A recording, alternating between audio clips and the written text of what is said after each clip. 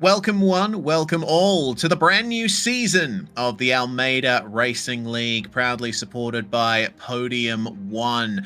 We're changing up quite a few things this season. There's been a lot of experimentation going on over the last couple of seasons, and we have landed this time on the Spec Racer Ford for Season 5 of this brilliant league, brought to you by one of the best coaching services on the iRacing service, live here on the Pit Road Productions YouTube channel and also on Swellio Almeida's YouTube channel. It's me, Reese Gardner, and Morgan Smith is alongside me in the commentary box. Daniel Zippy Salmon is behind the scenes, pressing all the buttons and bringing you these live pictures. We're here at Montreal for the first round of the new season, Morgan, and I think we both know by now how much Zippy loves these Spec Racer Fords. This is basically paradise for him. He's going to love this. I think we're going to love it too.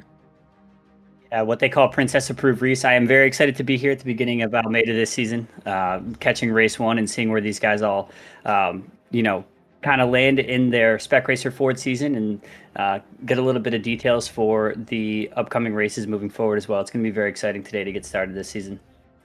Absolutely it is. Speaking of details, we have a schedule to go through, which is going to take us to 11 different tracks over the next 11 weeks. We start at Montreal, of course, and go to Tsukuba and Sebring for the next couple of rounds. On October the 18th is our first endurance round of the season at Watkins Glen. Moving through to the other half of the season, Virginia International Raceway, Imola, Road America, Jerez, and Winton Motor Raceway to end off the season. I'm very happy to see Winton there.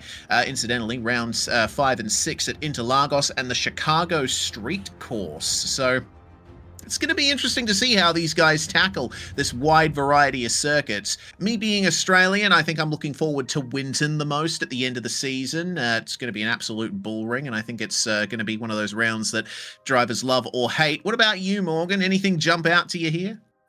Yeah, I do think this is a very exciting schedule for this season, Reese.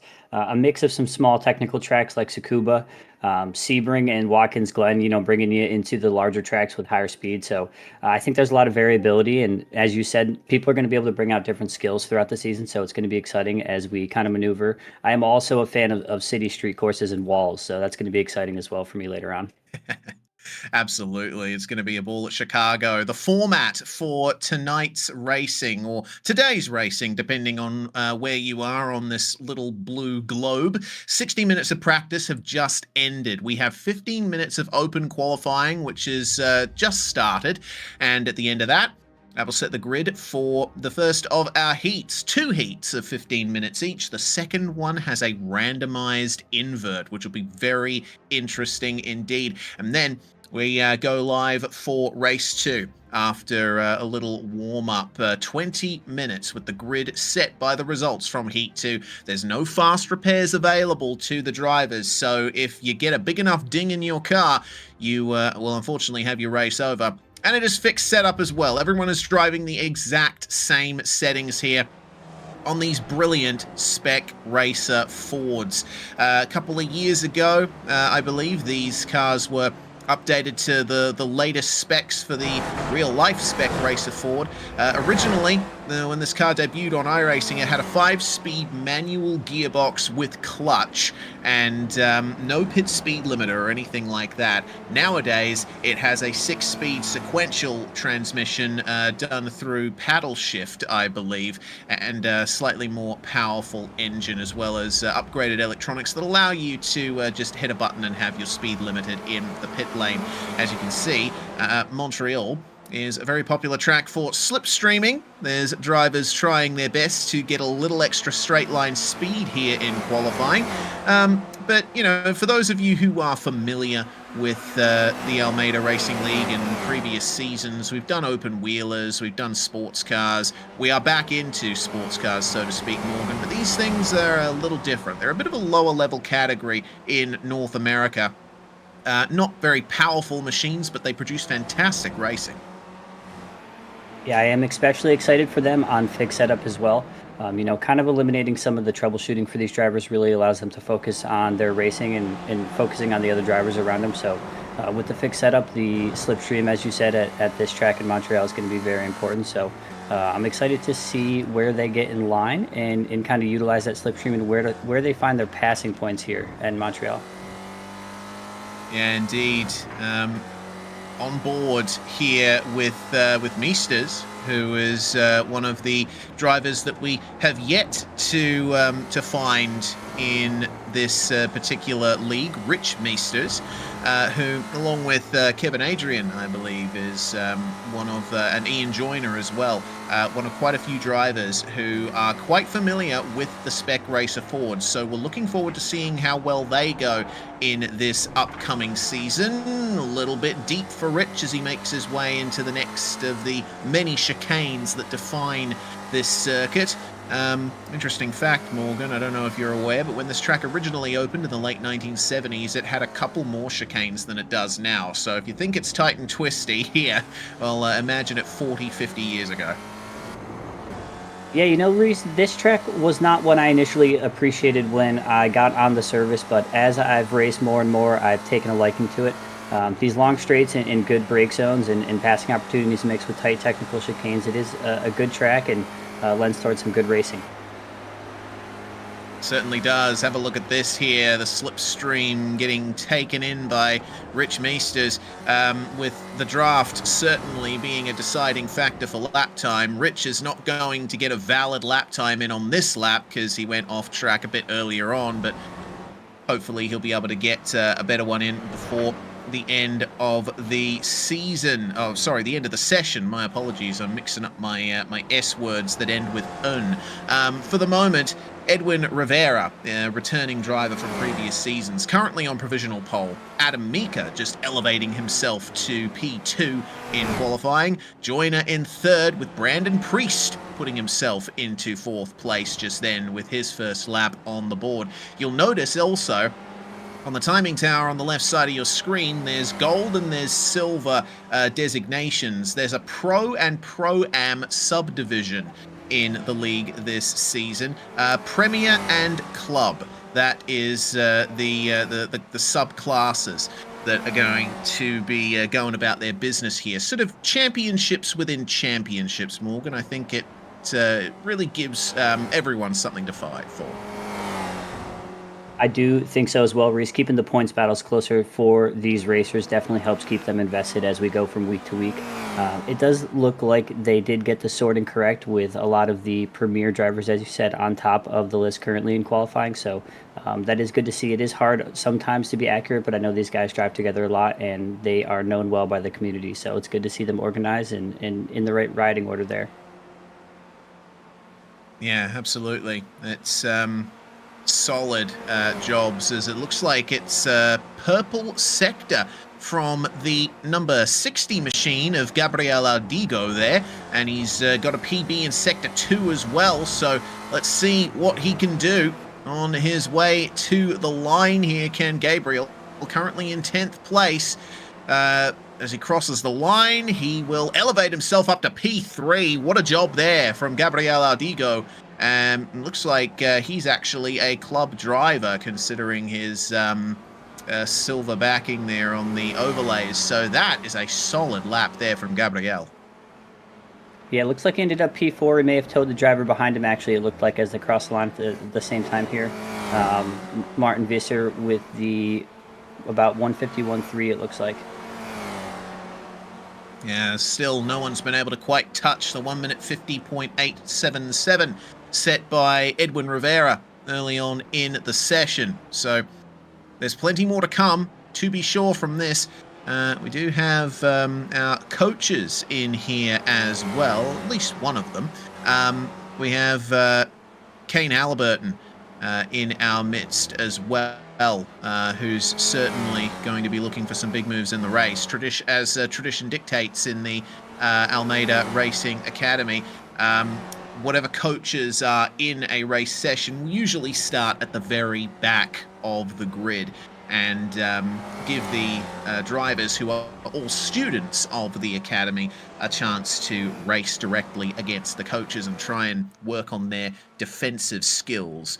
Really awesome to have that as something the drivers can work towards. Chloe Charpentier in a pink car, and looks like she is, as far as we're aware, the only woman in the field. Be interesting to see how she does. We haven't seen a time from her in qualifying yet.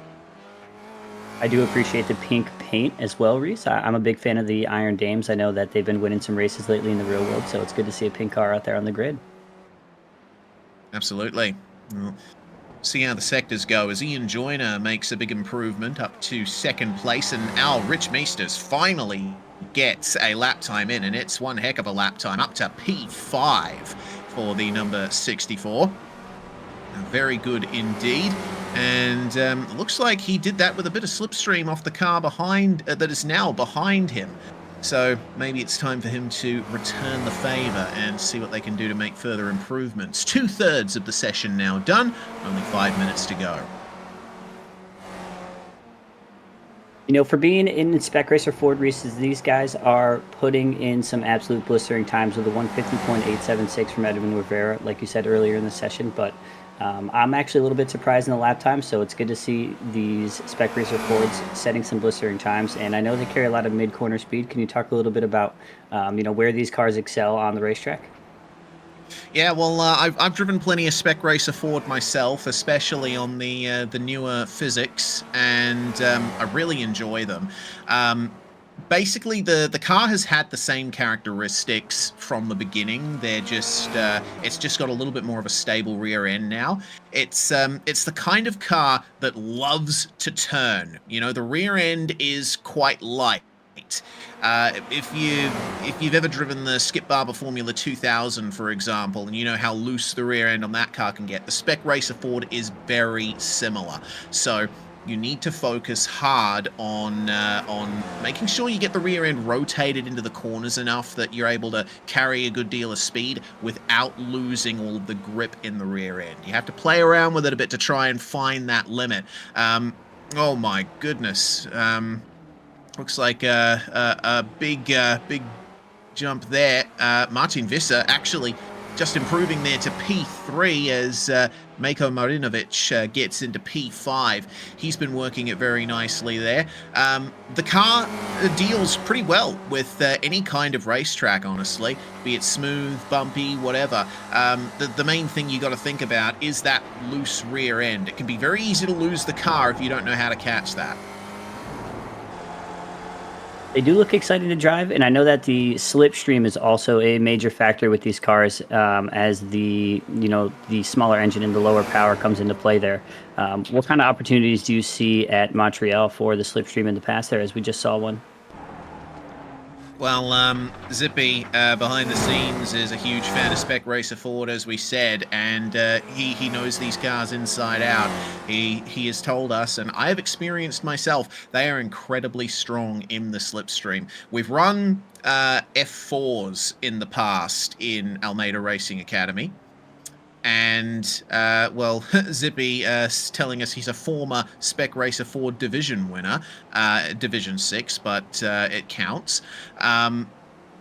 Yeah, the slipstream is incredibly strong, much like what we saw in Formula 4 when they raced at Road America. In fact, you were there for that, Morgan, if I recall, last season or so. Expect something similar in the Spec Racer Ford. They'll be focusing hard on the slipstream, but the problem with Montreal is that the last chicane here that we're about to see the 137 go through, not exactly a clear passing opportunity unless you can get right alongside when you hit the braking zone.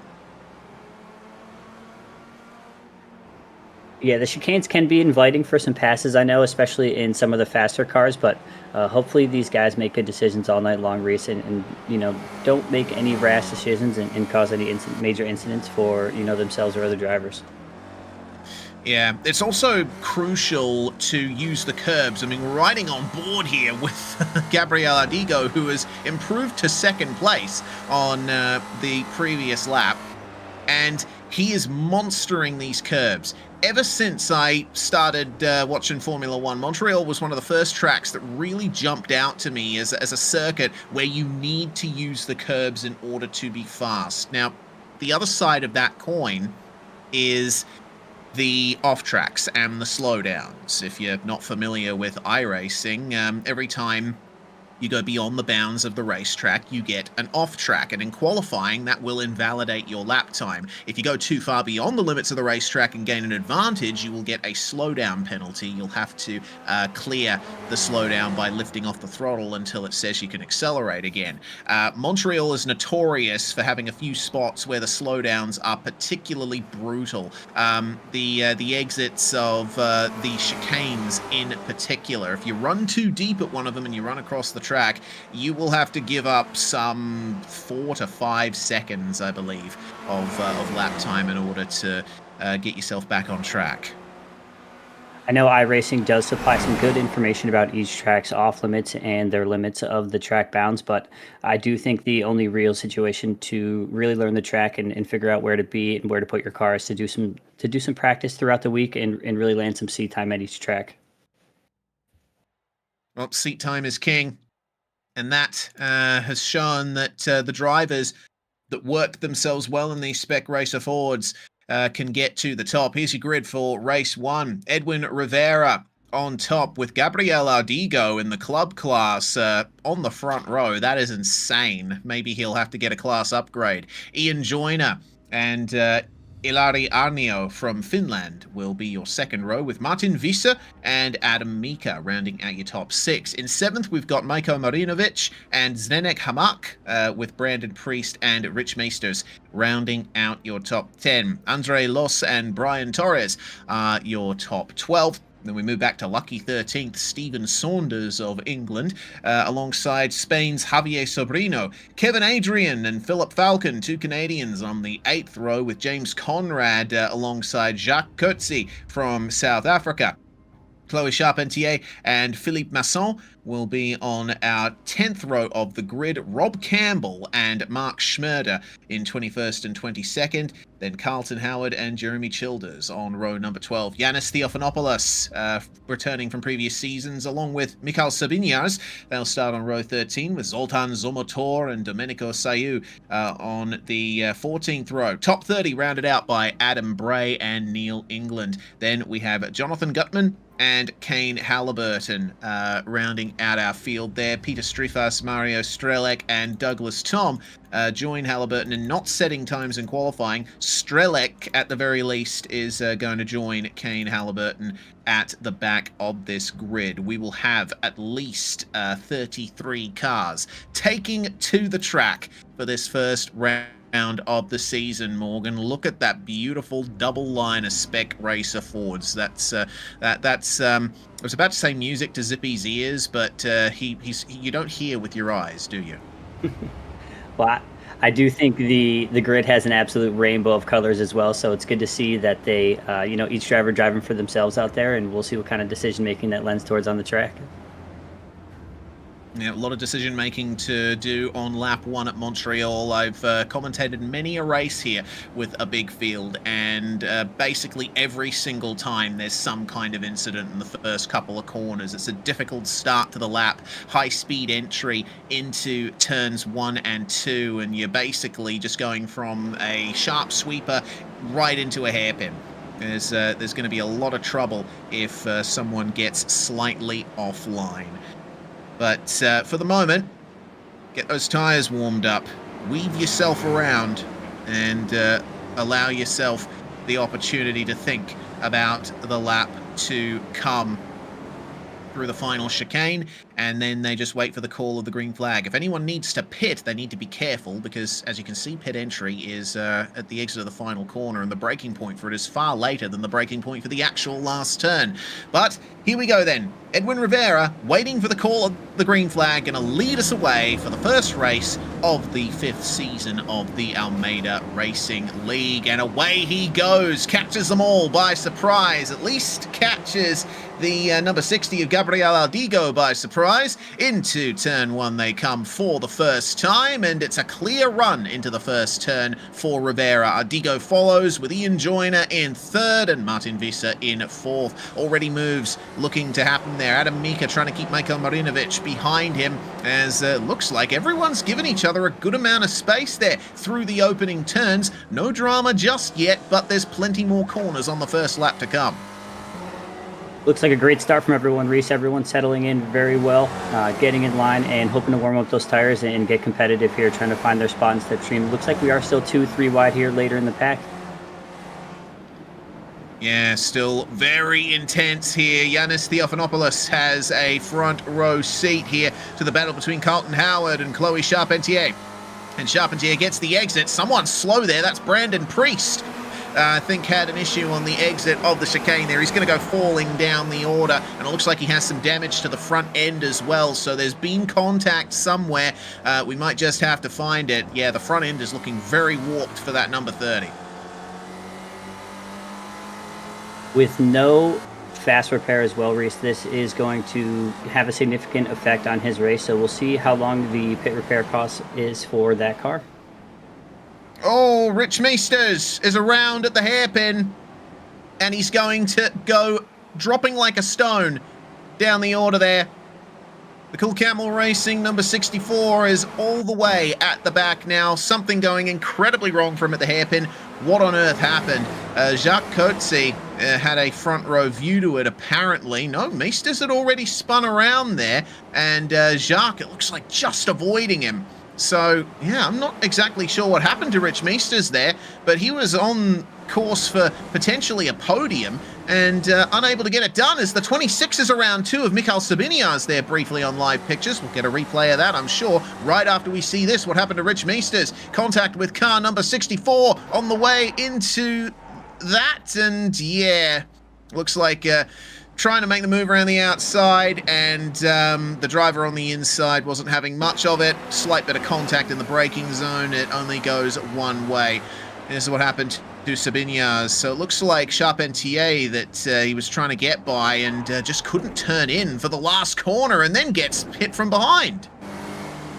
Looks like a couple of them had trouble in the brake zone there, Reese. Unfortunate series of events for those drivers. Whoa, more incidents. Good Lord. So that was the first problem for Rich Meesters. Actually, no, that's live. That's Domenico Sayu, who's been turned around in the midst of all of that. Well, lap 1 was pretty clean for the most part. We'll see what happened to Domenico here. Meesters trying to get up the inside of him, and oh, yeah, we just caught that before they disappeared behind the trees. It's very easy to turn someone around there. With all the chaos on track, Reese, we have some of these drivers that started in the middle of the pack to the rear having some good spots gained so far. Yanis with 11 spots gained, just past Jacques Coetzee. Looks like Kane Halliburton in the back is up 10 spots. Adam D. Bray ahead of him up 8 spots as well. So a lot of these drivers finding some good positions gained as chaos ensues. Yeah, Gabriel Aldigo dropping down, and he now finds himself right in the middle of this hard fight with Martin Visser and Adam Mika finding their way past him. On board with Visser, he gets a fantastic exit from the final corner. Edwin Rivera and Ian Joyner have absolutely rocketed away from all these guys who can't seem to get out of each other's hair. Don't make contact in the braking zone. Be very careful on your way through. Move done for Martin Visser. And now we'll see Gabriel Aldigo try to take advantage of that pass. Runs all the way out to the exit curb there. And Adam Mika will be his next target to get into 4th place. With a pack of drivers that are all as highly skilled as these guys, Reese, I do think it's going to be a lot of changing of positions here in the battle for P3 as they exchange, first position in this line of drivers and give slipstream to the cars behind them, turn after turn as the guys take the positions back. Yeah, well, Visser now is staring down the barrel of a 3.5 second gap to Ian Joyner and Edwin Rivera. There's no chance of getting the slipstream from that far back. Jumping on the brakes, you see these cars have a single brake light just behind the driver's head. So that's your clue for when they jump on the stop pedal. these guys are going to have to work together if they want any chance of trying to take this win, because Rivera and Joyner, I think, are pretty comfortable lapping as they are up the front. Almost a move to the inside there from Gabriel Ardigo, but nothing doing for the moment. Very wide exit to that hairpin. The earlier you get on the power, the better. I know in some other class cars, Reese, the lead driver of a line of cars also benefits from the slipstream and, you know, gains some extra speed as well. Is that true for the Spec Racer Fords as well? Do they receive a little push from the rear? I believe they can. They've got plenty of body work to work with. Bump drafting can work. Up the inside, Martin Visa and Adam Mika has to give way to him and loses everything on the exit. Now, the 23 of Zdenek Hamak joins the party, and they are 3 wide. Almost 4 wide, confirmed, 4 wide, on the way into turn 1, all the way on the inside is Ilariano, and he's not able to get the job done on Gabriel Ardigo, 2x2 through turn 2, and Zdenek Hamak tries to find his way past Adam Mika. The door opens through the middle and then briefly closes. Man, I'm feeling very stressed out looking at all of this. This could be a coming together. Has to jump on the brakes, does Hamak, and that's going to bring Marinovic and Torres right into the fold too. Ardigo did an absolutely great job holding his line through those S curves and managed to keep his position. He was in trouble there, possibly losing up to 2 spots. So well done by Ardigo to stay in line and hold his line 2 wide and you know, find a good exit. Yeah, very good indeed. Well, Ilari Arnio has fallen back to the back of the fight there. Martin Visa now in 6th place. And it looks like he's really dropped hard here, and we're about to see why. Visa was working all right, but I think, yeah, he lost the rear end. That's very easy to do in the Spec Racer Ford, and then he got contact from, I believe, Ardigo as he came through there. It's going to be a short race relative to the real world, but I do believe there's going to be a lot of paint missing on bumpers after this one. So these guys looking like proper racers out here today, really pushing the limits and trying to find their space around other drivers here in race 1 to get organized for the season. Yeah, Ardigo, he's already carrying a bit of damage to his bodywork on the left-hand side, but he'll try his best to defend. My God, that is a massive curb hit from Adam Mika. He's turned around, and no one has anywhere to go. Bodywork flying everywhere. We got 4 cars stopped by the side of the track on the exit of the final corner. Looks like Yanis Theophanopoulos is one of them. Mika has already escaped back to pit lane. Beko Marinovic has lost his front bodywork. That was chaos, and that is exactly why you need to respect the curbs at Montreal. Looks like he did, unfortunately, either miss his brake zone or you know, the front end failed to get grip, but... Ooh. Zomotor had a separate incident on the way into the corner. I think he would have seen a little trace of what was going on ahead, but man, yeah, the anti-cut construction at the last chicane here. It's all well and good in touring cars, but Adam Mika literally went airborne there, and the drivers that came through had nowhere to go.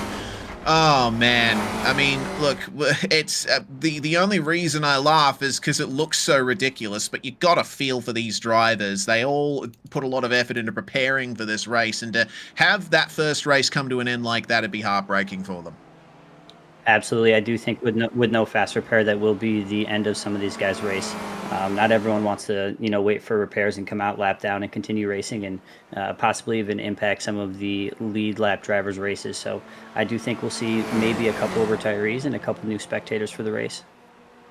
Yeah, it looks like Mika, Marinovic, and Torres at least are out. Brandon Priest, who we saw dropping down on lap 1, has made it back out onto the racetrack after 2 minutes spent in the pits. We haven't seen Domenico Sayu emerge from pit lane yet either.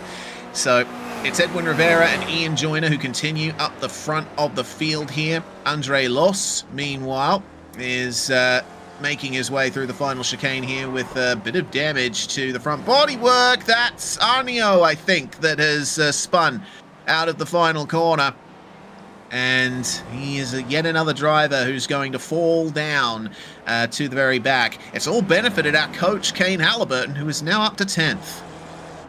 It looks like Kane is up 22 spots total so far, Reece. So making his way through the grid. He does have a little bit of gap here with no slipstream, so it could be a while till we see another pass, but with the amount of incidents on track, you never know.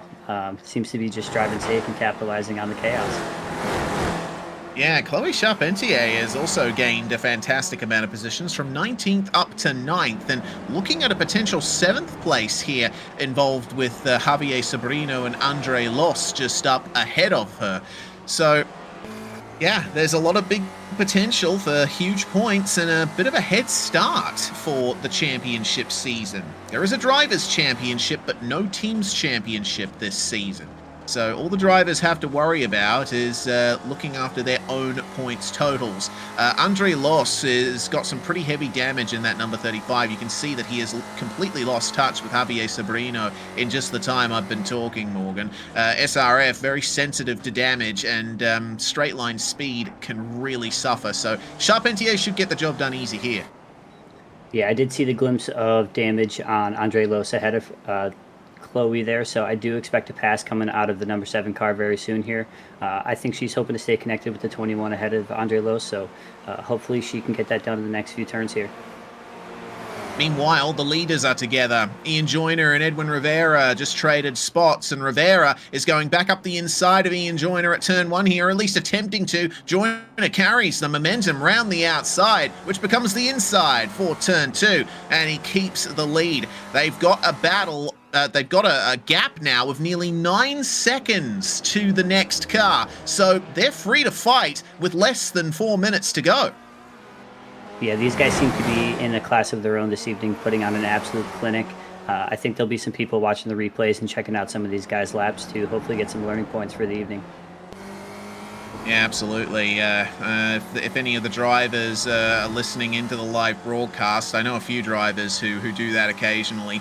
Save the replay. Have a look at what Joyner and Rivera are doing, and maybe you'll be able to learn a bit something extra from them too. But for the moment, Rivera is, he's creeping up behind Joyner, but he knows as well as anyone, you don't actually get the job done by going for every single pass that presents itself. It's often best to wait for a clear opportunity. The long straight is coming. These 15-minute races absolutely fly by, Reese, especially when you're in the car racing. So I know when you're on track, it's easy for us to say up here, to take your time, but on track, it feels like you're running out of time constantly as that clock keeps ticking. So I do expect some eagerness in these 15 minutes heat races throughout the evening. Here comes Rivera.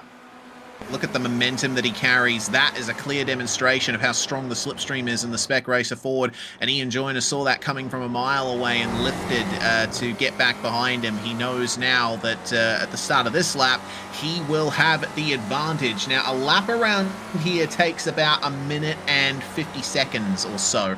And they cross the start-finish line with about a minute and 53 seconds to go in the race. So, we're not going to call it just yet, but this is probably the start of the penultimate lap of the race. It's time to really get your eye in. It's crunch time. Rob Campbell, meanwhile, is making his way up to 14th place. It's been another great gain here from Mr. Campbell, started 21st. So he's another one to profit greatly from the chaos of race 1.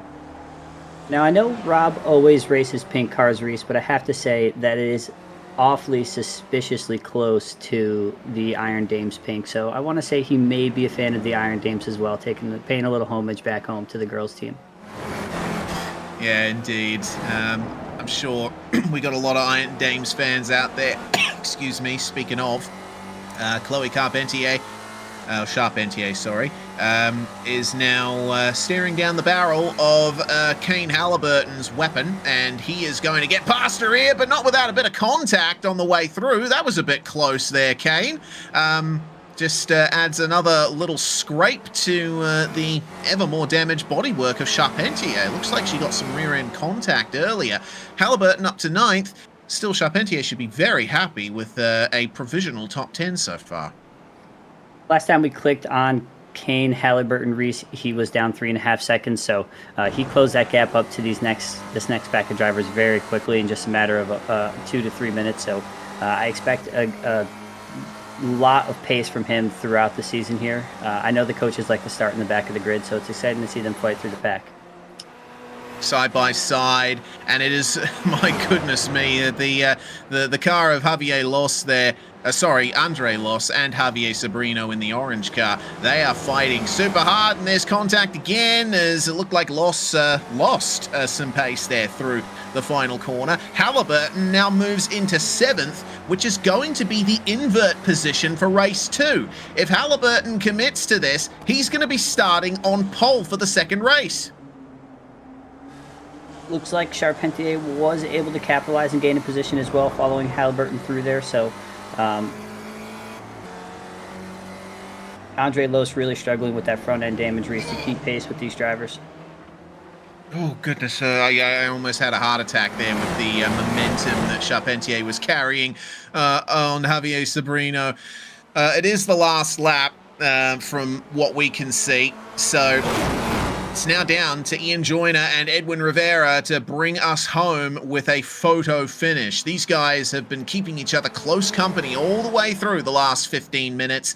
And now it all comes down to this. Joyner is in the box seat for the move into the final chicane. We've got to wait and see if there's going to be any kind of defense here from Edwin Rivera. How hard is he going to make the job here for Ian Joyner? Already, he's weaving to try and break the draft. Whether or not that actually works depends on who you ask, but he is definitely sticking as far to the right as he could on the way down the straight. He is staying middle of the road. He's forcing Ian Joyner to pick a side, and left is the choice for Ian Joyner. Last of the late breakers into the final chicane, and oh, they give each other just enough room. Oh, wow, big slide, drag race to the line. Ian Joyner gets it done, coming out of the final corner and wins the first race at Montreal. What a fantastic start to the season.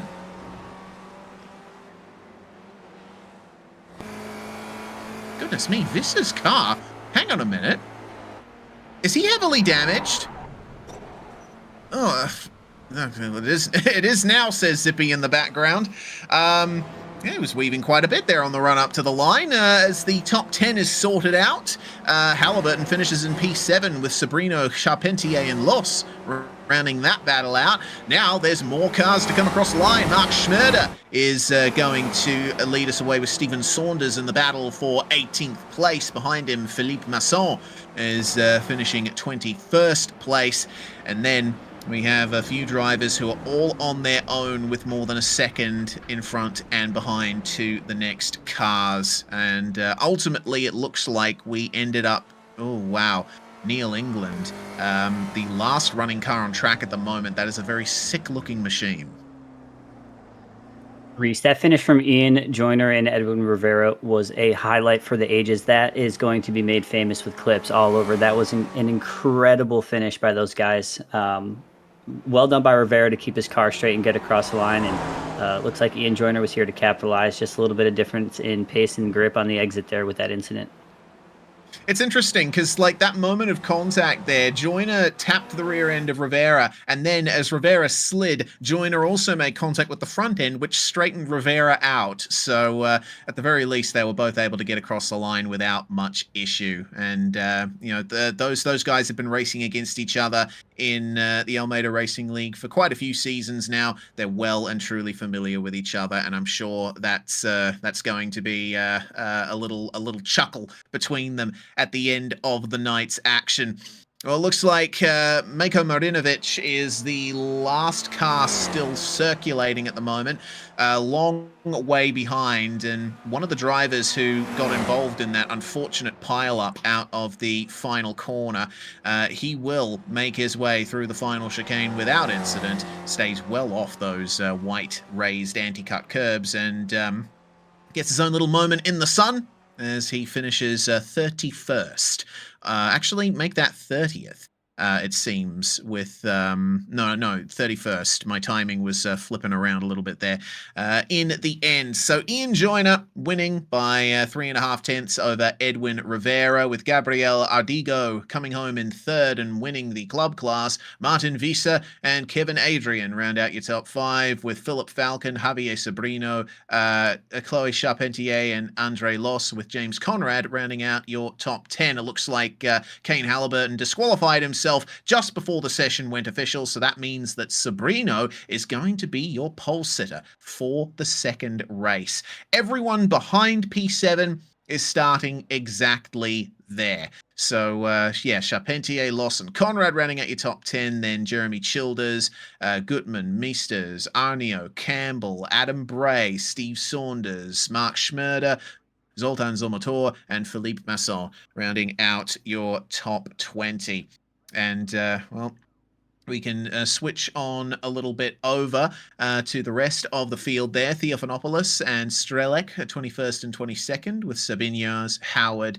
Halliburton, in the end, is going to be starting in 25th for the second race, with Zdenek Hamak and Neil England, the last finishers on the lead lap.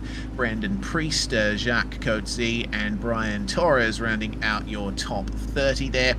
And finally, the last few cars to take to this next grid. In 31st, Mako Marinovic, Adam Mika, and Domenico Sayu. We didn't see Peter Streefess or Douglas Tom make the start of the previous race, so we can safely assume they won't be on the grid for this one. But this is a big opportunity, Morgan, for Javier Sobrino. He fought his way from 14th through to 7th for race 1, and now he gets the golden opportunity of starting from pole. Yeah, Reese, what do you think the capability of these drivers placed 3rd through 7th in the last split that are kind of inverting grid in front of those two lead drivers to hold back Rivera and Joyner? Well, it's going to be a tough job. I mean, I wouldn't want to be in their position, to be honest with you, because you know, I've been in the position many times when I've been racing where I've benefited from a grid invert. And I always look a bit further down the standings and I'm like, okay, he's starting all the way back there. I'm going to have to think about my defensive lines already, you know, with the kind of pace difference you can sometimes see when we have a field invert. There's a lot of potential for chaos. So I just hope that all these drivers have their eyes on stalks here and are looking out all around them for any chaos that emerges. There's some fast drivers in between Sobrino and Rivera and Joyner as well, so they're going to have to fend with Ardigo up in P5. So I think they have some work to do before they get up to the lead pack, but hopefully everyone can drive safe and have a good start to the race again and really get after it for the next heat. Yeah, absolutely. So Sobrino and Philip Falcon are your front row for this one, as the grid timer is now over. We are going for another 15-minute race here before the 20-minute final, the sprint race format for this season. If you've been watching Almeida Racing League here on Pit Road Productions and Suelio Almeida's channel, you'll be well familiar with this format by now, just with the random invert thrown in for good measure. We do have a couple of endurance rounds coming soon for the season. I believe 40-minute single races for those endurance rounds, unless Zippy has some extra information that I'm not privy to. But Watkins Glen and Road America will be those endurance rounds, and they are very heavy on the slipstream. They're two of the fastest tracks on iRacing, so that'll be interesting. How important, Reese, do you think warming up the tires by swerving and maybe the brakes by doing some, stop-go? How important do you think that is? Maybe even in Spec Racer Forward is a better question. Yeah, I mean, look, you can read hundreds of pages on the forums of people debating whether or not it actually works. Sometimes I think it's a psychological benefit, but a psychological benefit is better than no benefit at all. And very early out of there is, Philip Falcon. Okay, that's completely messed up the start for everyone behind. The green flag flies, and it looks like Philip Falcon is immediately going to be hit by an iRacing black flag and chaos on the start as Edwin Rivera has to take to the grass to avoid, my lord, Kevin Adrian occupies second place over under Javier Sobrino, and Philip Falcon is falling down the order now. It looks like he got on the power a bit too early. He was expecting Sobrino to go earlier than that. Yeah, unfortunate series of events for him, but it looks like Rivera was able to capitalize, gained a good number of spots, already up in P3 and contending with that lead pack. Wow, what an interesting start. Martin Visa stays in 6th place, but you can already see the top of the field starting to compress. Philip Falcon going wide there and letting the 18 of Ian Joyner through. There's been chaos at the back. I'm seeing a few drivers falling down the order. Bodywork flying again. And it looks like Kane Halliburton, our coach, has been involved with that. Joined down low by Mikhail Sabinias, Mako Marinovic, Jacques Kurtzer, and Brandon Priest. What on earth happened here? On board with Halliburton.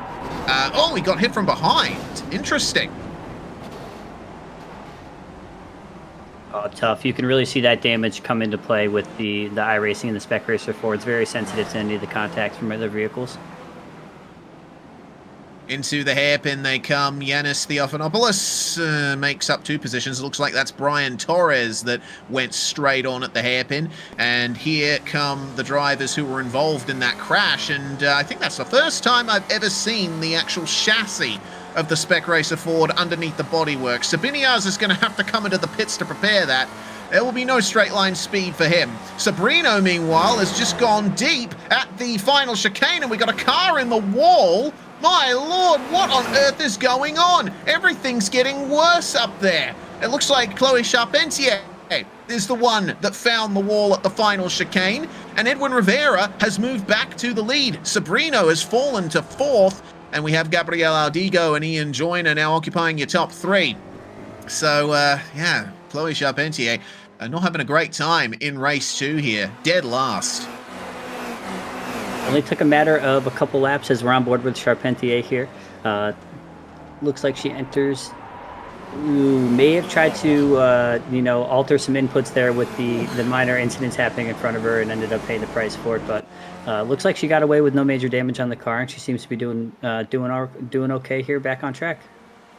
You can't say the same for Kevin Adrian, though. He was that second car that found the wall just after Charpentier did. So that's far from ideal.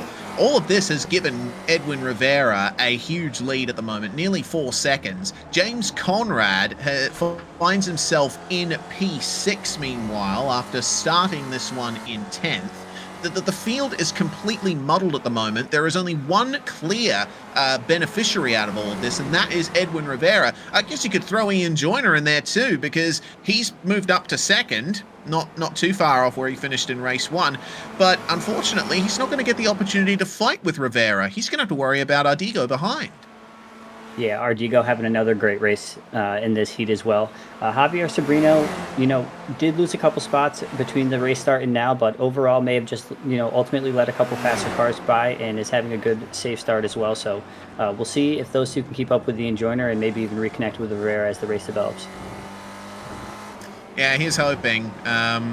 Rivera setting a 1 minute 57.8 on the previous lap, down to a 151.6, and that is a whole second faster than what Ian Joyner could manage on that previous lap.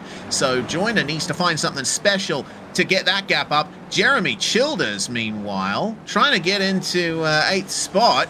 He's got quite a show ahead of him. Ilari Arnio and Andre Los side by side on their way through there. We apologize for the brief black screen. But I tell you what, we have quite an incredible race continuing on here. It's frankly crazy the amount of chaos that we've seen, but we've seen Rivera and Joyner rise above it. The battle for 8th is going to continue, and they're all catching up to the likes of Jeremy Childers, James Conrad, and Andre Los. It looks like Los has got some damage to his front end as well. There is a long train of cars that is moving back from Andre Los and Adam Bray. So it looks like we're going to be seeing plenty more to come in this race, Morgan. Yeah, Laurie Arnio as well in P6 did have a incident in the first race, but he is up 8 positions. One of the top gained positions here in the top 10 drivers. So having a better heat too. Hopefully he can keep his car safe for the next 10 to 12 minutes here. And Jonathan Gutman in front of him from Israel as well is up 7 positions as well. So both of them having a good race in the mid pack, and I expect some good racing out of them as well. Indeed. We do apologize. We've had a bit of a technical issue behind the scenes. We're working to bring you those live pictures back as soon as possible, but we'll keep up the race commentary as best we can here. Adam Bray, I have noticed, has fallen down the order again, and this time he has completely lost the front end of his car. We do have some feed coming back here. So Edwin Rivera, we see up in the front of the field. We do apologize for the brief interruption, but we are back in the session as we are at the moment. And seeing a few guys jump into the pits there, it looks like, whoa, my God, Ilariano!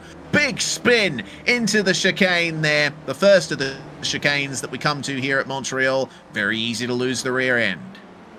I should have never said anything about Arneo Reese, unfortunately. Had another incident in this heat, but I know a lot of cars made their way past him as well. These guys driving in quick succession in a line, bumper to bumper. So unfortunately, any incident for any driver, they end up losing quite a number of spots here in the mid-pack.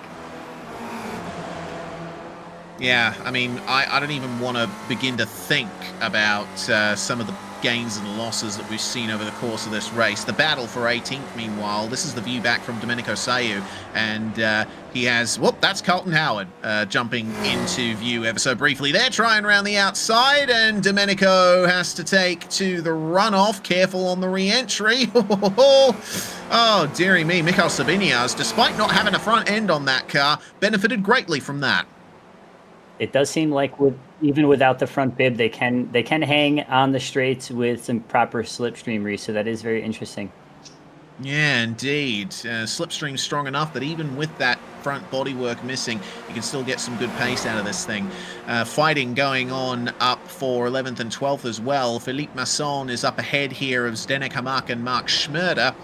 And they sort themselves out in the braking zone, but the Wall of Champions claims another victim, just about. Hamak looks like, well, it doesn't seem he's gotten all that much damage from that, just lost a bit of momentum out of the corner from that, but I suppose the story will be told once he turns in for turn one, and, yeah, looks like it's okay for the moment. Schmerder unable to take advantage, but I'm sure he'll be on the attack as soon as he can be. In the midst of all of this, while we were having that technical interruption, Adam Mika and Zoltan Zomotor, they have raced each other in previous seasons as well. I think they know exactly how much room to give each other. That was a very nice move from Mika. But we missed Ian Joyner falling to 4th place. It looks like Ardigo and Sabrino have both overtaken him for the podium positions, and now I see no sign of Ardigo up ahead. So he is about 5 seconds ahead of these two at the moment. Yeah, it looks like Sabrino's under some serious pressure from Ian Joyner. Not sure what happened to Ian, but looks like his car is in good shape, and he's putting some pressure on the driver in P3, Sabrino, right now. So I think Ian is going to push and hopefully get the spot back and get another podium in this race. Yeah, we'll see. Look at the move up the inside there from Andre Loss on James Conrad. Jeremy Childers says, run away. I don't want to be a part of this. And side by side all the way down the straight. Up ahead, meanwhile, Ian Joyner in the slipstream of Javier Sabrino. And he'll have the inside line for the final chicane. Gives a little bit of extra space, then moves to the racing line and assumes the position on the podium. The new fastest lap of the race just in from Edwin Rivera, 1 minute 50.85.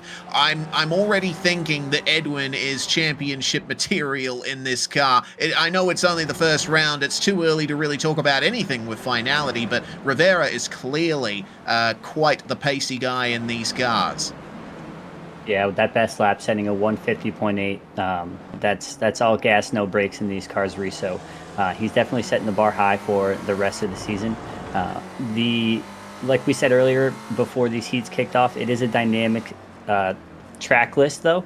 So we'll see. I do think some racers are going to be able to shine at different tracks, so it's going to be interesting to see as we stick with these guys throughout the season. Yeah, agreed. Here's Philippe Masson, who's found his way into the top 10. He's got Hamak and Falcon up ahead of him. Philip Falcon trying his best to hold on to something in this race. Remember, he started P2 and unfortunately messed up the rolling start a little bit. So he's been trying to fight his way back all race long. Is there anything that he can do here? Is there anything that Masson can do? As entering the scene is Stephen Saunders. A little bit of contact, and round he goes on Philippe Masson, who now has Jonathan Gutman and Mark Schmurder for close company. And Adam Meeker and Zoltan Zomator have just caught onto the slipstream as well. Every time there's an incident, it seems like there's 5 more cars ready to take advantage of it. Yeah, very tight racing here in the mid-pack. How important do you think it is, Reese, to to have these cars going single and 2 wide every other corner as far as the lap times go? I do think maybe some of these drivers could potentially have more pace if they got organized, got in line, and were around some drivers in the lead pack as well. Yeah, I'm not going to argue with that assessment, but it seems the drivers aren't willing to listen. Oh, don't try 3 wide into the final corner, guys. Oh, lordy, Jonathan Gutman just finding his way through there, and Adam Meeker is the big loser out of that one. He falls to the back of the pack and into 15th place. Oh, man, I'm looking forward to a moment to catch our breath here. It is non-stop action the whole way around, and it's an absolute pleasure for us to bring all of this to you. Great action here from Montreal. Chloe Charpentier, remember the last time we looked at her, she was down in 32nd place. Well, there's been enough chaos, and she's been able to make enough moves that she is back into the top 20. Yeah, it looks like she's chasing down Domenico in front of her as well. So great recovery drive from this driver, Charpentier, and I think a couple more spots to gain here in the last few minutes. Yes, looks like potential 2 positions to be had here. Mikhail Sabiniaz in the number 26, no front bodywork on that car. There's a move that Charpentier can do. And, she is being followed by Carlton Howard and Martin Visser, the trio of... it seems spec racer Fords who want to be open wheelers. It seems they missed the F4. They missed the F3. So, well, they'll do what they can to get their open wheeler on even when they're racing sports cars. Trade for position between Visser and Howard for 21st.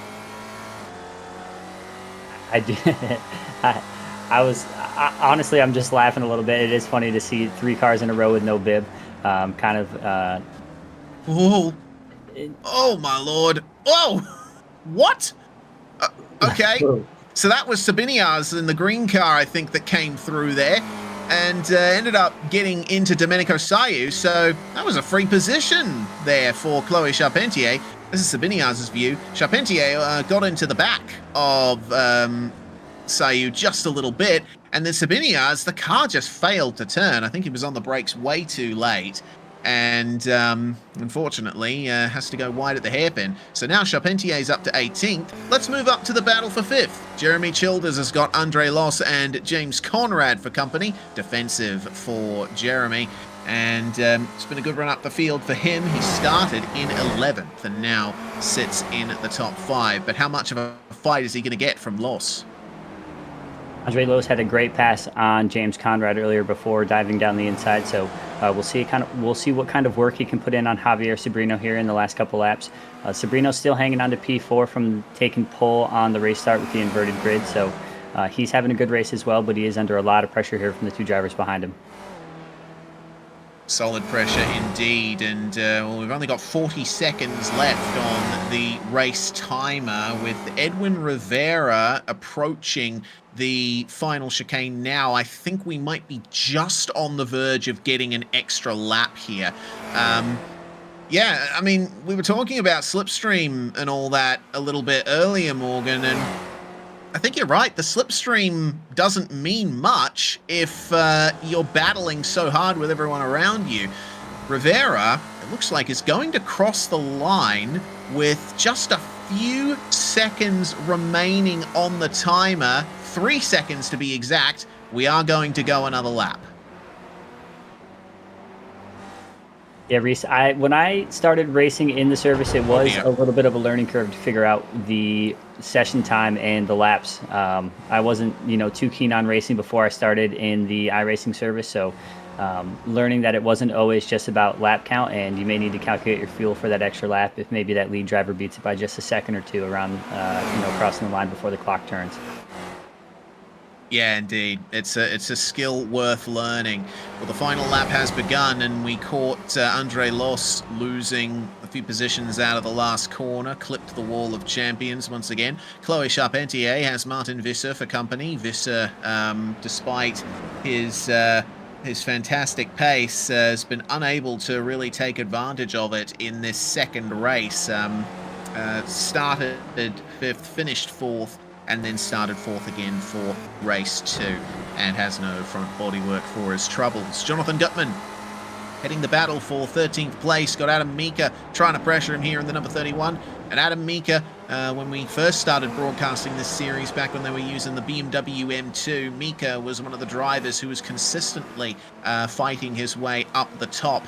He's waiting for that similar kind of result in the Spec Racer Ford, but he moves his way into the 13th position, and that will work things out very nicely indeed. So here we go for the last lap. Four-way battle here behind Jonathan Gutman and Adam Mika. Move for Zoltan Zomator. He gets past Ilariano, and Gutman runs wide in the hairpin, but he's going to have the slipstream from all three of these guys. Up the front, meanwhile, Edwin Rivera's just crossed the line and won race 2. Fantastic job indeed from the number 3. Ardigo finishes in second place, and Ian Joyner just crossed the line in third. So now oh dear, Andre Los and Zdenek Hamak together in the last corner, and that's a spin for Los, and it's going to give Hamak 8th place out of that one. Mark Schmerder, the next driver to find his way past Andre Los, and gets a free top 10 for his troubles, my lord. What on earth? That's Zomator that somehow caught the wall there out of the final corner. 3 wide for these guys through the final chicane, and when you're the guy in the middle, it's difficult to get it done. But that was a bizarre incident. It looked like he almost rode up the rear wheels of the car in front. Yeah, Reese, I find with iRacing sometimes when the car in the back makes contact with the rear bumper of the car in front of them, I'm not sure what the physics calculation is, but you can consider it lifting the front end of the car up and losing grip, and unfortunately the rear end tends to come around very quickly when that happens. So pretty common in the iRacing service, unfortunately, with the physics engine for the car in the back, but overall not a bad finish for most of the drivers in the grid. Yeah, indeed. There were plenty of big gainers, and it looks like the biggest of them, or among the biggest of them, was Zdenek Hamak, who started 26th and finishes in 8th. Fantastic job from him. As we wait for the last couple of cars to come across the line, it looks like Adam Bray is going to be the last driver to finish, with Adam Mika being the hard charger with 19 positions gained. He started from 32nd and finishes lucky 13th in this race. Let's go through the results then before we take a little break in the warm-up. So Rivera making good on his threats in race 1. He wins race 2 from Ardigo and Joyner, with Sabrino having a consistent race to finish in 4th. Jeremy Childers gets into the top 5, with James Conrad making his way up into 6th from 10th. Philip Falcon losing from the front row start. Zdenek Hamak in from 26th to 8th. Stephen Saunders and Mark Schmerder round out your top 10, and the rest of them, Andre Los losing out in the final couple of corners, with Philippe Masson finishing in 12th, Adam Mika 13th, hard charger, with Ilariano 14th, then Gutman, England, Charpentier, Sayu, Zomator, and Visser rounding out your top 20. From there, we had Mikhail Sabinyaz, one of the many cars that lost their front bodywork in this race. Carlton Howard finishes behind him in 22nd. Rich Meesters finishes 23rd. Brandon Priest 24th. Then Marinovic, Kotze, Adam Bray, Mario Strelek, Torres, Theophanopoulos rounding out your top 30. Then it looks like that's retirement territory, including Adrian Campbell, Halliburton as well. 33 cars taking to that field, and not all of them were able to get to the end.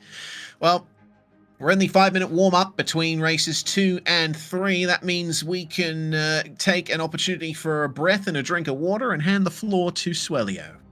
If you're a racing driver and you want to reach an advanced level, there's a faster and easier way to become competitive. I've gone from this to this in 5 years. Now, we've created the perfect free driver development guide to help you understand the right order of racing skills to develop if you want to become a competitive driver as quickly as possible. This guide was made after 3,000 hours of combined high-level coaching. Well, thank you very much to Suelio Almeida and the crew at the Almeida Racing Academy for bringing us on board here to broadcast the Almeida Racing League for the last few seasons. It has been a great run, and we're certainly looking forward to seeing how the Spec Racer Ford goes going forward here. This is a very interesting choice for a first round track, Morgan. It's rather difficult to find your way around on a first lap, and I have to say, we have gotten quite a bit of carnage in the first couple of races, but I think that's to be expected. It's a new car for a lot of these drivers. It's their first time really racing it properly against others, and I'm sure if there are any kinks, they'll be ironed out as the season goes on. Yeah, as you said, late in Heat 2, with Adam Mika usually being the top driver in the BMW M2, it's really exciting to see Almeida continue to put these guys in different cars and continue to learn new skill sets. So it's nice to see the grid mixed up here in Spec Racer Ford, and I think a lot of these drivers are going to continue learning throughout the season. And drivers are driving around and competing against is going to continue to change race to race as the season develops. Yeah, I think consistency is key. I mean, it goes without saying, consistency is key in any racing championship, but I think the form that we have seen demonstrated from the top drivers in this field really sets things up for the rest of the season going forward. Rivera and Joyner both on the podium in both races so far. And actually, we can throw Ardigo in there as well, because he's podiumed in both races so far as well. We've seen a lot of new faces coming in. We've seen a few old faces exit. We got quite used to seeing Leon Bentvelsen out on track and his family supporting him in the stream chat, but unfortunately he doesn't seem to be here this season. Hope you come back soon, Leon. But Rivera, Ardigo and Joyner jumping out to me as the drivers to watch so far. Yeah, one of the best things about league racing, Reese, is really the opportunity of the drivers behind those lead guys to have those faster drivers around them and continue to learn as the season develops. So I know it's the case with every league, but especially with Almeida Academy and the close community these guys keep, I think there'll be a lot of learning from everyone behind those lead three that you mentioned. And there's always a lot to learn. And I find one of the best ways is once you join the session, jump right to the fastest driver and, kind of watch what he's doing and, get a bearing for the track under the lead driver's notion and kind of see what he's about and where he's finding the speed. And then, of course, it's always going to be a mix of, what you see and how you learn, and then, what you already bring to the table and how you drive. So you got to kind of find how that's going to mix in with your own skill set and then continue on from there. Yeah, for sure. A lot is involved in making preparations for a championship like this, and it looks like we're about to flip on over to the third and final race. 20 minutes on the cards for this one. Worth pointing out as well, Rich Meesters has been a former Almeida Racing League competitor, and he's been moved to top split this season. He's still looking for a good result. So let's see how he goes here. With Edwin Rivera starting on the front row with Gabriel Ardigo, Ian Joyner and Javier Sobrino will be your second row, with Childers and Conrad rounding out your top six. Philip Falcon out of seventh alongside Zdenek Hamak, with Steve Saunders and Mark Schmerder rounding out your top 10. Andre Loss and Philippe Masson will be your top 12. And then further on back, we have Adam Mika trying to build up his momentum from race 2. Ilariano will start 14th. And Jonathan Gutman, rounding out your top 15, joined on the 8th row by Neil England. Chloe Charpentier in 17th, and Sayu and Zomator with Visser rounding out your top 20. Mikhail Savinias, Carlton Howard, they're looking for a bit more out of this one. They finished outside the top 20 in both races so far. Rich Meesters has to make a recovery from a poor result in race 2. Brandon Priest, he started 9th for race 1 and has been battling hard all the way through to get a bit better there. Marinovic, Coetzee, Bray, Strelec, Torres, Theophanopoulos, Adrian, Campbell, and Halliburton will be the rest of your grid. But it looks like Rob Campbell isn't taking to the grid for this one. There's been some dramas at the back of the field, though. It looks like a few cars stopped. They've just managed to get going. It was around the Kane Halliburton area that something happened there. I don't know if we'll have time to grab a replay before the race officially gets started, but we'll endeavour to find out in due course. Hopefully they'll be able to get themselves sorted by the time the rest of the field is to the final couple of corners, already getting one retirement out of that little schmozzle, whatever it was. But now it's time for the race start, and an extra 5 minutes can make all the difference for some of these drivers.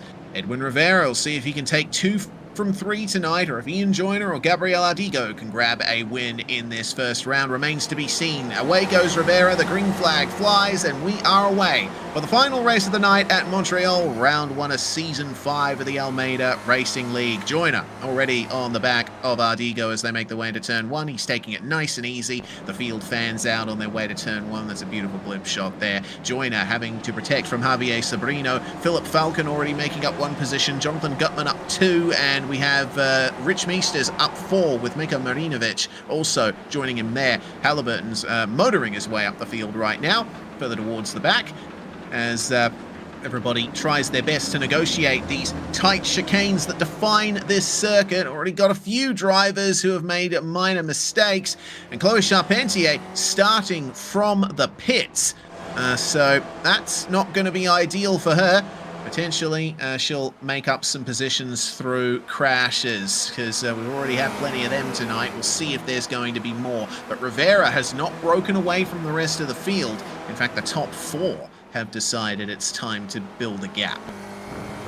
Looks like these top 4 are checking out a little bit, Reese. I do think it's going to be, kind of a tale of 2 races here, that lead pack and, the rest of the drivers behind them. I am eager to see if Sobrino can keep pace with those lead 3 drivers for the full 20 minutes. I wasn't able to really keep up with him in the first two heat races to see if his lap times were up to par, but hopefully with some slipstream he can stay involved. Oh, goodness. Mark Schmerder, James Conrad, both involved there at the hairpin, and Conrad has to flick spin it around. Schmerder, meanwhile, gets back going. I think he might have lost his rear bodywork there. If not, very heavily damaged. Rich Meesters is already making his way up into the top 16. James Conrad retires from the race, and Rich Meesters gets into the top 15 there, but immediately involved in a crash. Looks like Neil England, one of the cars involved there, and Mark Schmerder's also falling down the order again as well. My lord, what on earth just went on there?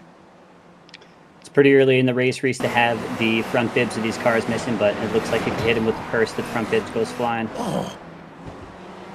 So that's what happened to Kane Halliburton.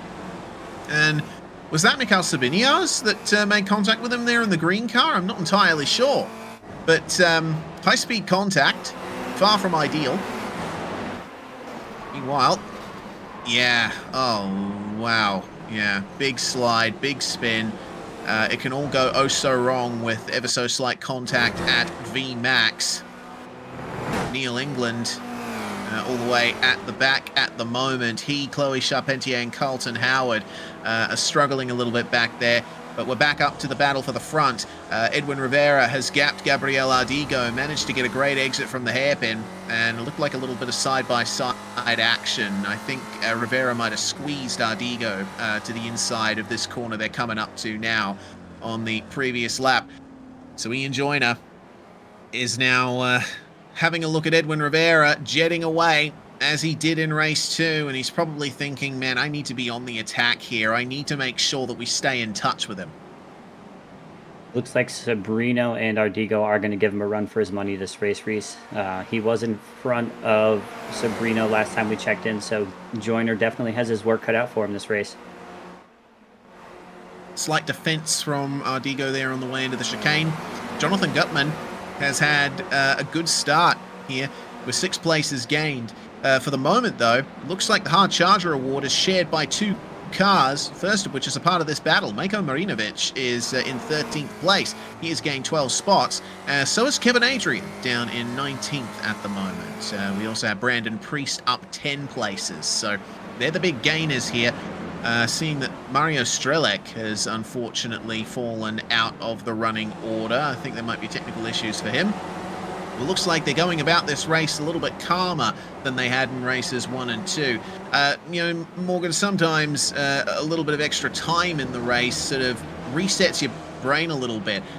It is still very much a sprint race, but you can back off a little bit. You can afford to take your time with moves, but evidently no one's told Mikhail Sabinias that. He is right in the midst of this fight here for 19th, and Meesters is up ahead with no front bodywork. I think a good number of the drivers between the first couple heat races did have some minor incidents. I know a lot of cars were driving without front bibs at some point, so I think a lot of lessons were learned in the first 2 races, and they may be, you know, making some safer decisions, deciding maybe some passing zones are a little more peculiar than initially thought. Yeah, it can sometimes seem like you can go for a big move at Montreal, but it's very misleading. It's a difficult circuit to get the hang of, and you know, I've commentated quite a few supercars races here, and there's been equal amounts of chaos. That's Saunders that spun around there at the hairpin, and Gutman. No, Steve Saunders and Brian Torres, the other car involved there. I think Torres might have come up on Saunders as he tried to flick spin his car around. Far from ideal for him. Sabinias, meanwhile, 20th place with Jacques Coetzee alongside him. Both of them have heavy damage to the front of their cars, probably not helping their straight line speed any. And Sabinias backing out a little bit into the final chicane there. Doesn't want to be the one who spins him around, but he might lose a position here. Ilariano trying to make a recovery. Larnio looks like had another tough start to the race, down 6 positions, but looks like he is in okay shape and still getting around the track. So we'll see if he can capitalize and maybe get a better finish here in the what you call the final race here. Adam Mika, the next to have a problem, and looks like he caught the curb and then got tapped from behind, unfortunately. So round he went already with heavy damage.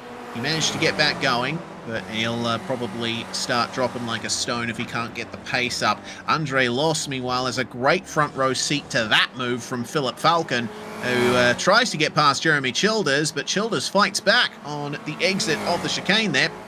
And Andre Loss will probably be thinking, hey, it's all coming up me at the moment. Those two are involved with each other. I can focus on my own lines for the moment, but all it takes is one mistake and he's right back into the fold. Brandon Priest, 10th place for the moment, getting it done on Jonathan Gutman. Gutman's still up 4 places, but Brandon Priest has now made it up 14, which is very impressive indeed. Looks like on board with Gutman here, even with front end damage, does manage to have some pace in the slipstream, so that is important to note for the rest of the season here, that these cars can take a little bit of damage and still hang on track. Oh my god, coming together behind! That's Marinovic, Zomotor as well, who have had a huge coming together just behind Brandon Priest and Jonathan Gutman. And this is something that we've seen before. All it takes is a little bit of side-by-side contact, and both cars end up with a huge disadvantage. The damage could have been worse, I will say that. It does look like they managed to get away with that one. Marinovic was one of our hard chargers, still up 6 positions, but definitely lost a handful of spots there as the grid was coming through. Izzy and Joyner, meanwhile, still looking to get back onto the podium. Gabriel Ardigo has started to drive away from Sabrino and Joyner. And Ian's playing this very safe at the moment, I have to say. He's been sitting in that 4th place for a while now, and I think he's just trying to pick his move. There's enough of a gap that he could potentially slip in between Ardigo and Sabrino, but For the moment, it looks like he's playing the long game. We've still got 11 minutes left in this race. Yeah, the last lap for P2, 3, and 4 here are 51.5s through 51.6s. I do think Ian Joyner has a few more tenths on that lap time to come down. So I do think you may be right. Him, maybe making a choice here to stay behind Sabrino and maybe just fight for the podium spot later on in the race. Yeah, any points that you can get are equally as valuable in the first round of a season. There's plenty more rounds to come, plenty more races in those rounds as well. 11 weeks of racing here for the Almeida Racing League, and now Joyner's going to make the move up the inside of turn 1, and it looks like Sabrino's going to let him have it for the moment. Now, Joyner just needs to stay within the slipstream of Ardigo, and he'll be able to potentially help his way to second if everything goes well. But, just keeping an eye on all of the goings-on around here, Adam Mika he's fallen down a little bit, unfortunately. He is down 5 positions now as he tries his best to keep Mako Marinovic behind him, now down 6 places. Hasn't been an ideal race 3 for Mika, but I look at the lap times for all of these drivers, the best lap times, and we have Edwin Rivera with a 1 minute 50.9. The next closest is probably Zdenek Hamak, actually, who's really come on strong in this race. It looks like Hamak is actually joining the fight for second place between Ardigo, Joyner, and Sabrino, so worth keeping an eye out for him. Kevin Adrian, on the other hand, is the hard charger thus far. It crashed out of race 2 and has made his way back 19 positions so far in race 3. Very well done. Yeah, speaking of best lap times, Brandon Priest also in P10 up 14 positions with his best lap being a 51.1. So keeping pace with that lead pack as well in P10. Yeah, solid job. But yeah, Zdenek Hamak now catching a little bit of slipstream off the back of Javier Sabrino. And this could very well be a 4-way fight for P2. Meanwhile, Andre Loss and Philip Falcon in the 2 yellow cars, too involved with each other to realize that here comes Jeremy Childers, and that's going to be one freebie right there for Jeremy. And, well, he's not going to get the opportunity to get another one. Brandon Priest and Philippe Masson behind them, all having a fun time, except for probably Masson. Looks like he might have cut the final chicane and gotten himself a slowdown. He really lifted off on the way to turn 1. He's still clearing it. Still clearing the slowdown. That's rough. Yeah, that is a brutal slowdown race. Unfortunately, iRacing, I find, can be very strict on some corners and more lenient than expected on some others. So, unfortunate series event for Masson there as he starts to fall down the grid. For sure. Okay, so Brandon Priest now finds himself at the back of this pack. Brandon is up 15 places, another real hard charger in this final race. He's got a front row seat to the action okay, Philip Falcon on the brakes early. I think he might have had a slowdown to clear himself. So that will... Oh, well, hang on a minute. Is he trying to fight back already? There's some interesting behavior going on from a few of these cars, and I'm not quite sure what to make of it. Regardless, Brandon Priest is having a nice time at the moment. He could be looking at a top 6 if everything goes his way. Yeah, Brandon Priest picked up the slipstream, and last time around the track did set the fastest lap of the race at a 50.745. So a lot. Oh, that's Ian Joyner making his way past Gabriel Ardigo to get into second place, and Ardigo getting a little biffo on the way through.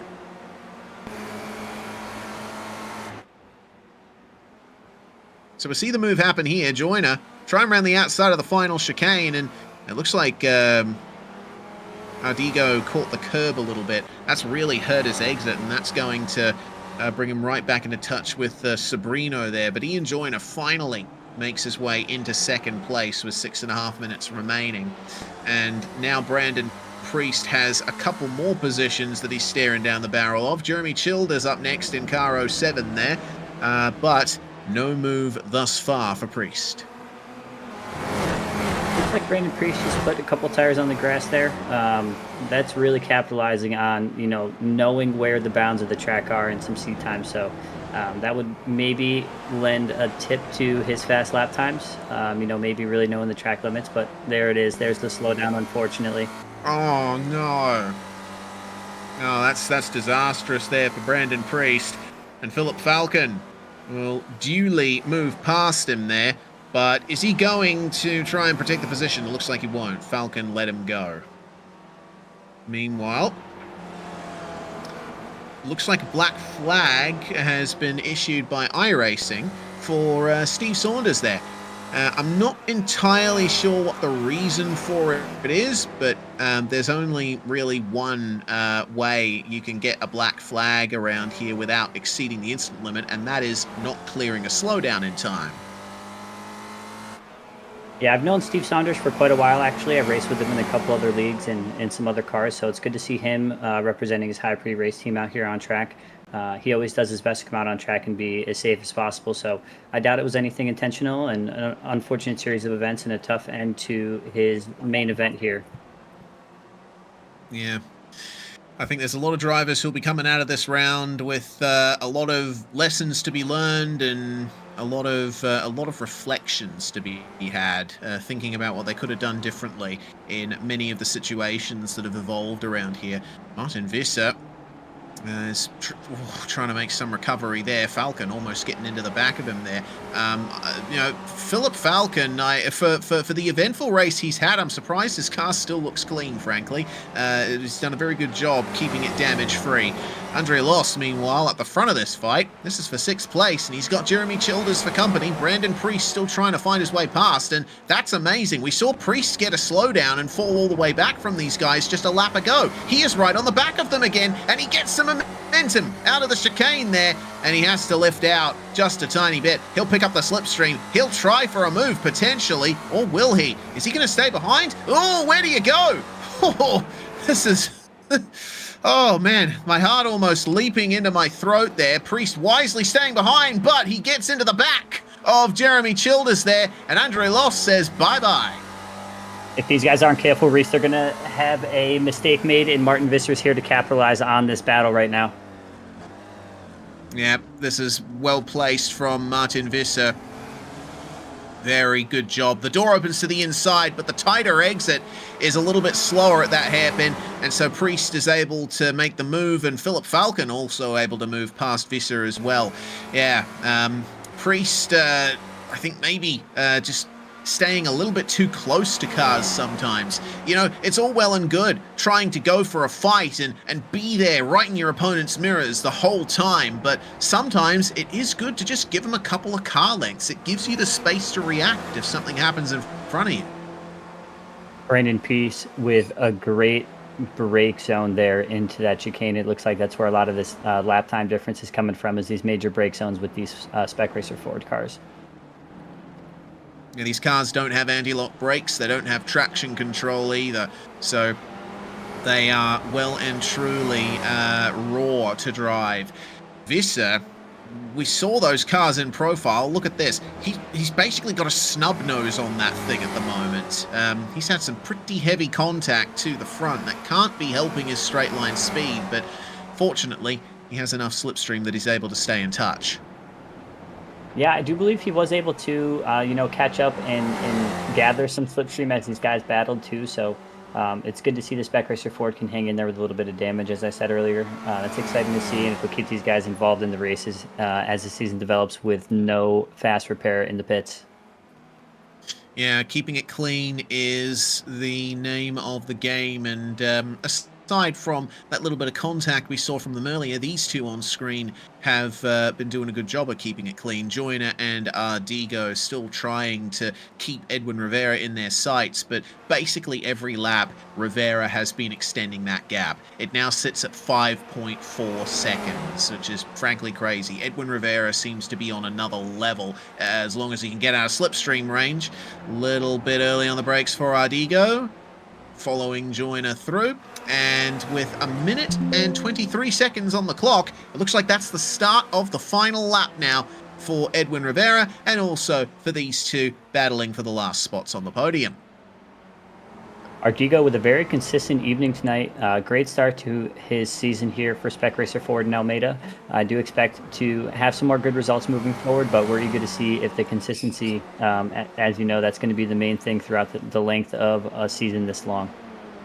Okay, a little bit of drama here in the battle just outside the top 10. Martin Visser comes together with Philip Falcon. And Falcon doesn't have many other places to go than into the runoff area, so it won't be ideal for him. Ultimately, that has granted Kevin Adrian yet another position. He's made it 20 places up. What a run it has been from this number 22. Representing Canada with the red car as well. I know he even has the red driver suit, the full getup. So it's good to see connecting that with his nationality as well, and taking some rep out for Canada. I did see a little. Oh no! Oh! Oh! Okay, that's big drama there. Philip Falcon getting contact from behind from the number 31. Oh dear, that was Adamika that got into him, and they both come to a stop. And then Falcon, I think, reverses just in time for Chloe Charpentier to arrive on the scene. And how's the avoidance there from... Was that Mistus? Gotta wonder. We'll try and find out. But oh my God, what horrid luck it was there for the machine of Charpentier.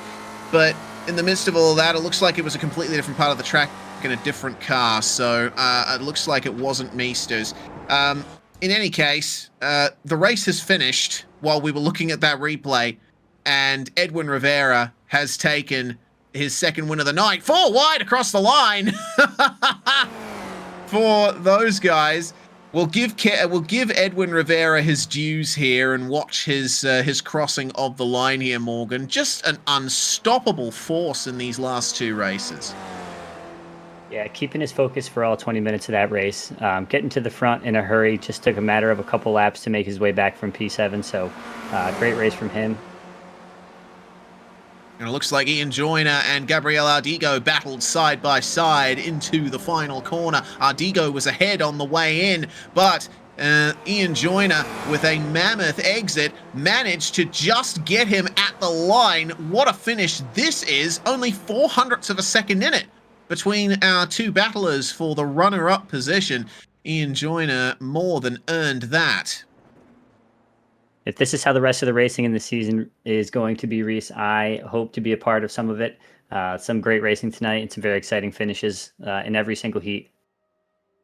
Absolutely. I'm seeing Gabriel Ardigo saying in the InSim text chat to Ian, that was great. He really enjoyed that fight, and I'm sure Ian Joyner did as well. We certainly enjoyed the racing here, and yeah, I'm looking forward to this season. It's going to be so fantastic. I've been waiting so long to commentate a Spec Racer Ford League, and I think it's great that the Almeida Academy has gone with this car for this season. It's going to be amazing. Let's go through these final results then.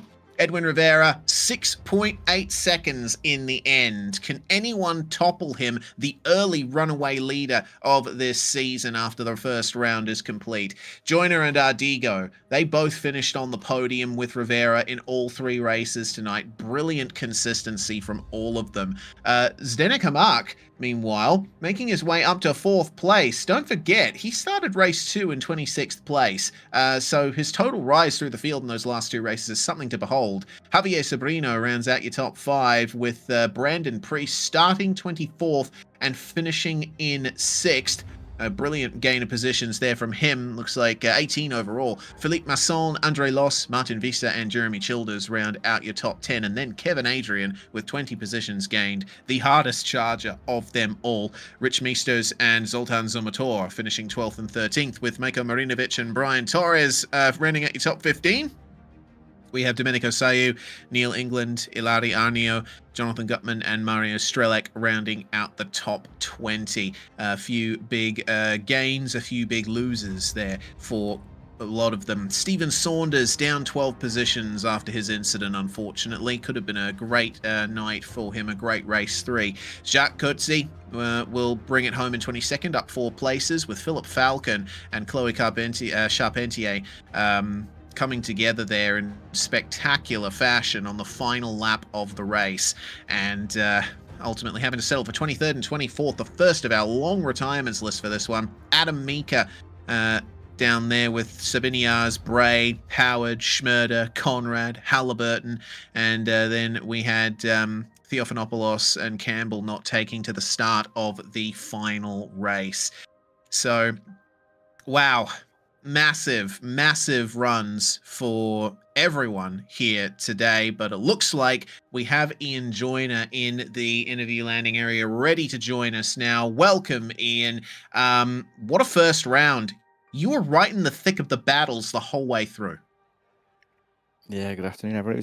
It was a lot of fun. It was fun to be towards the sharp end of it, mostly, except for, well, as close as I could get to Edwin anyway. Yeah, it's a great first race. Didn't have his pace, and then once I was out the draft, was just fighting for the last couple of podium spots after that. But it was good fun. It's kind of a nice car track combo. Yeah, not super easy to overtake, but the draft's obviously a massive help as well. Difficult track, but yeah, great opener to the series, I think. Huge. Yeah, I'm certainly in agreement with you there, Ian. A fantastic first round. Yeah, you're right about the slipstream as well. It just seemed that once Rivera was able to get a gap, all it took was a little bit of side by side from you guys chasing him, and that was it. Yeah, I think the second race was just sort of difficult because the reverse grid, and he just did a better job getting up to the front. And then the second one, it's just a shame Gabriel lost the rear end on that hairpin, which just sort of killed both our momentum. And then I had to jump, well, someone had to give up going into the chicane because we didn't want to go 3 wide. But at that point, Gabriel he just never quite managed to close the gap, and then it really was just down to us 3 for second then. But yeah, I would have loved to have. I could fight with Edwin if I had draft, but I didn't have the pace to close the gap, unfortunately.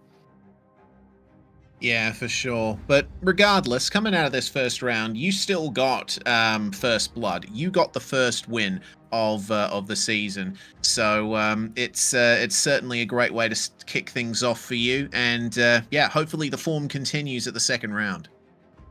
Yeah, I think off to Tsukuba, which will be. I really enjoy that track. It's going to be a bit mad having 30 plus SRFs going around there, but I think it's a brilliant track with slow cars. So yeah, definitely look forward to that. I think it's obviously a bit easier to drive than this, so I think the pace will probably close up a little bit for everyone.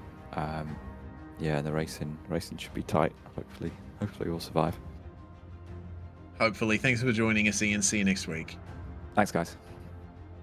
Ian Joyner there, finishing on the podium in all 3 races. He took the first win. The second 2 wins of the day went to Edwin Rivera, who joins us now. Edwin, despite this being a fixed setup, it looks like you adapted to that setup very well. Yeah, it actually drove pretty good, and the conditions, the weather was definitely favorable. Yeah, very favorable conditions here in virtual Canada. It seemed like you were a bit lonely up the front in races 2 and 3. So let's wind the clock back to race 1 just for a moment. You and Ian, it seems, 2 of the top drivers in this particular category. And it was just a pleasure watching that fight between you. I mean, I suppose you both come from leagues that prioritize that kind of clean racing, so it must have been great to share the track with Ian and be able to put on a great show like that. Yeah, that was pretty good battles. He was actually saying it's not good to go side by side in the chicane, but we made it work twice. Little bump at the end there, but it's good racing. Certainly is. You expecting more of the same at Tsukuba, a much more cramped track. Ian said he was looking forward to it. What about you? Yeah, it's going to be fun. I mean, it's a shorter track. Definitely, if there's the same amount of cars, there's going to be a lot of traffic to deal with too. So we'll see. It should be fun. certainly should. Well, big thanks for joining us, mate. We really appreciate you coming in for a chat. Congratulations on the double win tonight. Looks like you're going to be the championship leader coming out of this first round. Awesome. Thank you, guys. Well, Edwin Rivera on top, king of the Spec Racer Ford for the moment. We have got a lot of racing yet to come this season. So, Morgan, I think it's going to be it's going to be an interesting season. Are we going to see anyone emerge as time goes on out of the chaos out of this first round? I do think Tsukuba is going to be a good tell next week to see if these lead drivers are going to be sticking to the front of the pack for the races throughout the season. Tsukuba is one of my personal favorites. I'm a big fan of most of the Japanese tracks, so it's going to be an exciting week next week. It certainly is. This time next week, you will be seeing us go racing at Tsukuba, and well, we want to thank you all for tuning into this. Make sure that you subscribe to Pit Road Productions on YouTube as well. We do a bunch of different series, not just Almeida. So it'll be great to have you along for more of our shows. Meanwhile, for the moment, we can have a brief chat with the driver who finished third, second, and third tonight. Gabriel Ardigo joins us here, all the way from Brazil. Excellent job in the racing today, Gabriel. You were right in the thick of it with Thean and Edwin there. Yeah, man, I wasn't expecting that pace, and I'm really happy with the battles we had. Once those two guys on race one, they worked together and they just opened a huge gap. But I'm pretty happy with the race we got at the last one with Vian there. Really nice. Yeah, it was a really impressive, clean battling that I saw from all of you guys. So congratulations on that. I'm sure the stewards are going to be very happy with that as well. But moving forward, I suppose looking at the overlays, it seems you were put into the club class as opposed to Premier. But it looks like you got Premier pace. Are you expecting an upgrade? I don't know, man. I'm not even sure exactly how that was split. I'm happy to be fighting at the top positions. I think the pit party and the training we did this week really helped also. Yes, of course. The Almeida Racing Academy does those pit parties, and it's a great opportunity to learn side-by-side battling. Well, hopefully those battles will continue for you, Gabriel, and you're right up there with Ian and Edwin and company as we move forward through the season. Congratulations on the result, and hopefully we're chatting to you again next week. Thank you. Hopefully, see you next week. Awesome job from Gabriel Ardigo in this first round of the season. It looks like that's going to be our opportunity to round things off, Morgan. Your thoughts coming out of this first round, going into Tsukuba next week. Good overtaking opportunities at that circuit, but the straights might not be long enough for that slipstream. Yeah, I think Tsukuba is going to have some incidents as well with the tight cornering. I do think some passes are going to have to be had in the corners, so do expect some chaos around that tight of a track. For this week, I do think Montreal did lend towards some better racing than anticipated with the Spec Racer Ford, so it was very exciting to see these guys.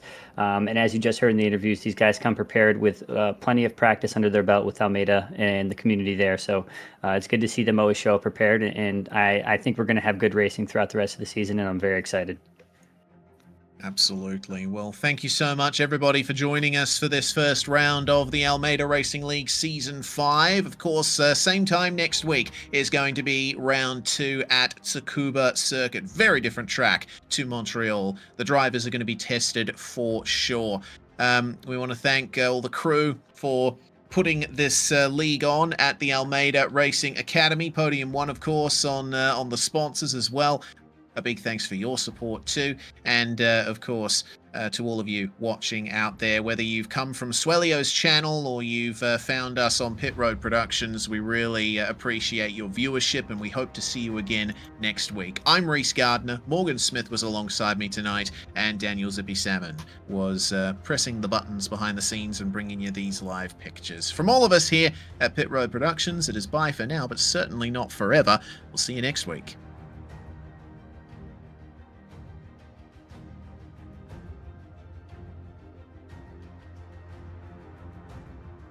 If you're a racing driver and you want to reach an advanced level, there's a faster and easier way to become competitive. I've gone from this to this in 5 years. Now, we've created the perfect free driver development guide to help you understand the right order of racing skills to develop if you want to become a competitive driver as quickly as possible. This guide was made after 3,000 hours of combined high-level coaching.